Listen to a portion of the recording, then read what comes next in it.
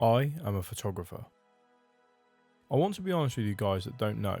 Most of you know me as someone that fixes and modifies cars and attends lots of shows and race meets. But who am I really, and where did my journey start?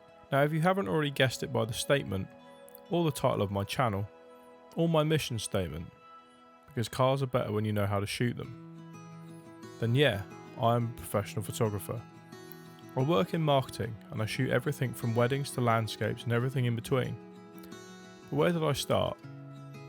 Well, it was here in my Fiesta with my first ever camera, and I started this channel with photo content in mind. That is why after all it's called McLaren Media.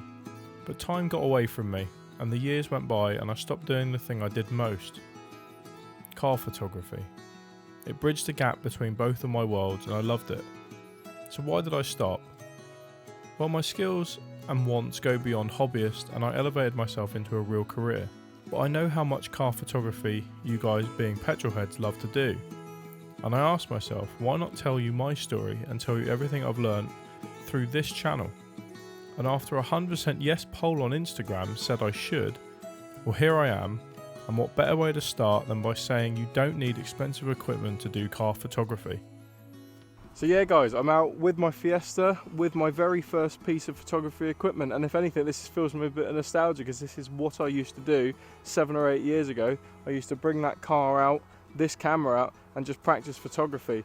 And I sort of progressed now into professional photography, so I don't really do a lot of this sort of thing anymore, but I want to share with you my knowledge, the experience I've built up over the last almost a decade now of working with cameras and stuff like that, and basically tell you in this particular video, do you need expensive equipment to take good car photos? And I'm going to say no from the offset, because the thing I've learned personally is learn the craft. So I'm going to show you in this video that you don't need expensive equipment. This is a Canon 750D and it cost me £150. It was second hand in 2012 and it is a great little workhorse even for its age. It is not a full frame camera, but does have both photo and video modes, a flip out screen and touch controls.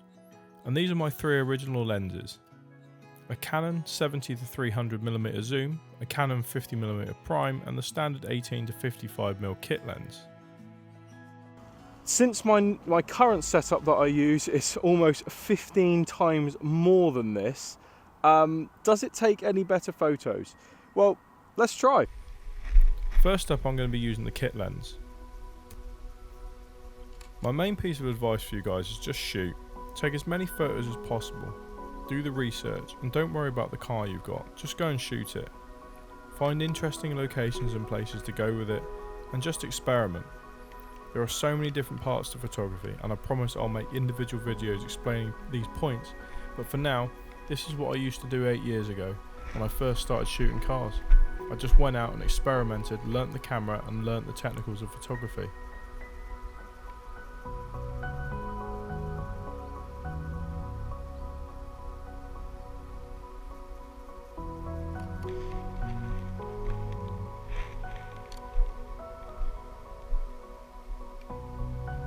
Next is the 50mm prime.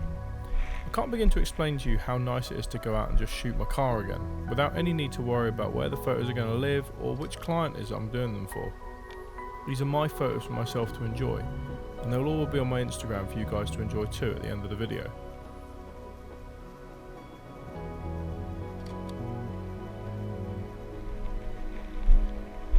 It's just been something proper nostalgic about coming out with a camera and just shooting my car.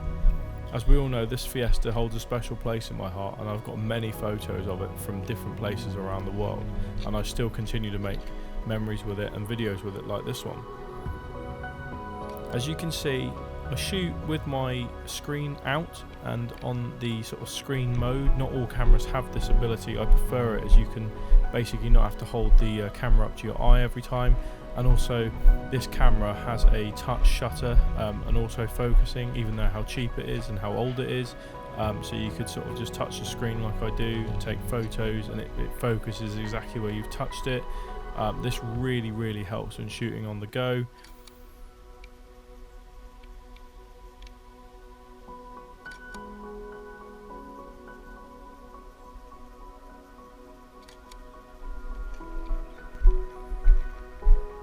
finally the zoom, and I will say I recommend shooting on a tripod with any zoom. It just helps the overall image sharpness.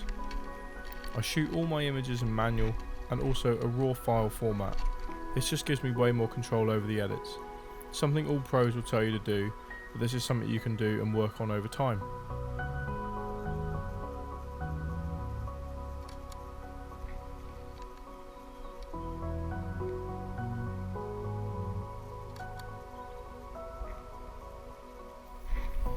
So like I said at the start of the video, guys, I don't know how much this sort of stuff costs these days because I work with really expensive bits of equipment, but I'm sure you can still pick up stuff like this for quite cheap money.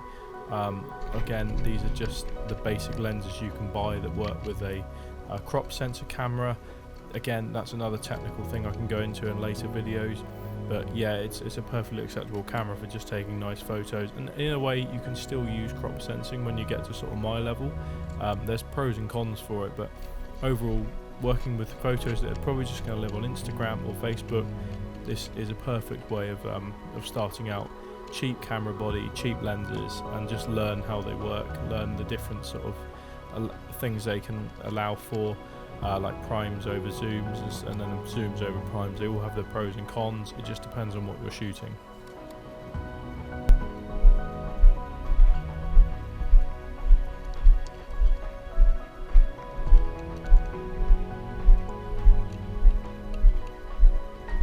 Now, it was at this moment I got a little bit annoyed because another member of the public showed up to where I was shooting and just decided to park their car right in the back of my shot.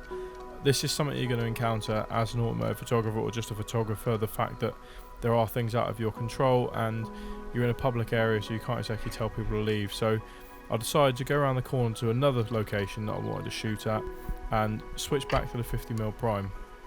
And the reason I wanted to use the 50mm prime is I forgot actually how good of a workhorse this little lens is. It takes amazingly sharp photos. The framing's really good. It works really well with the camera. Such an easy lens to use. Obviously the downside being a prime is you're fixed to only 50mm, but it's a really, really nice lens, and it was actually quite cheap back in the day.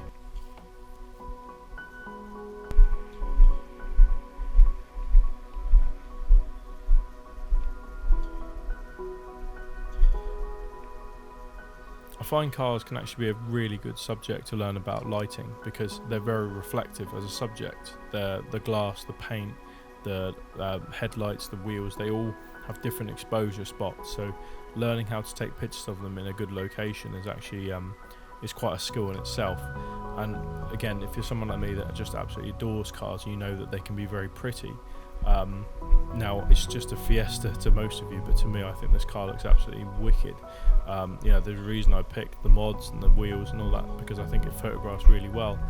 Annoyingly, I will say, where I live there isn't a lot of photography locations around me. I've made this sort of video quick in a way. I haven't really gone very far afield because I haven't had time to, but in later videos I want to sort of explore more of the areas I used to go to years ago and see what kind of photos I can now take with my modern equipment, with obviously how my cars look. But for you guys, just get your car out there, just find a really good location. I find cars, they photograph well in these sort of urban-y, sort of industrial environments, but that's just because I think the car as a concept is quite an urban-y industrial thing.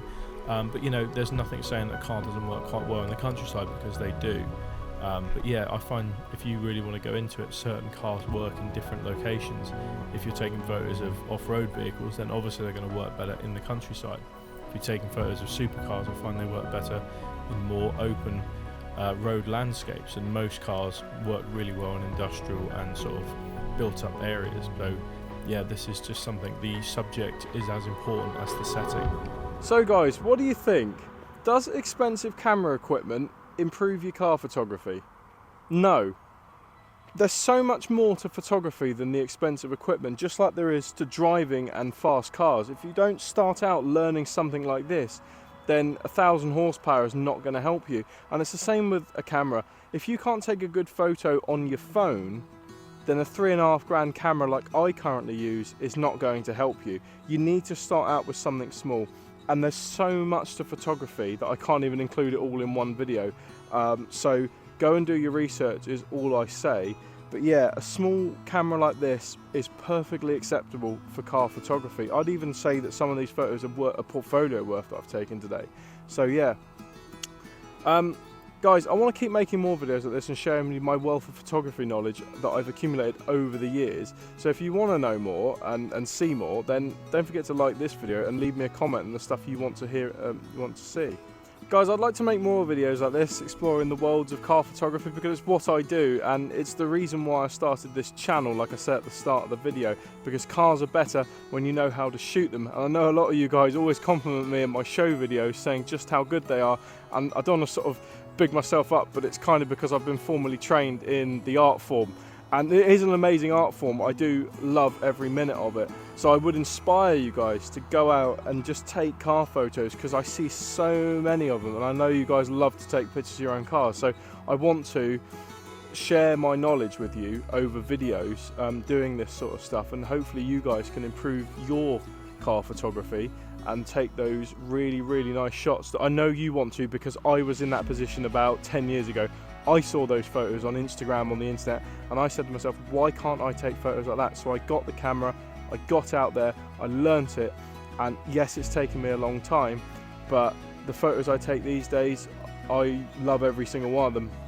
There was a threshold I was told by a professional photographer that mentored me, which was you take 10,000 photos before you take one good one. And I do remember the day I took that 10,001th photo, and yeah, it was almost like you climbed over that wall eventually. So yeah, just get out there and do it.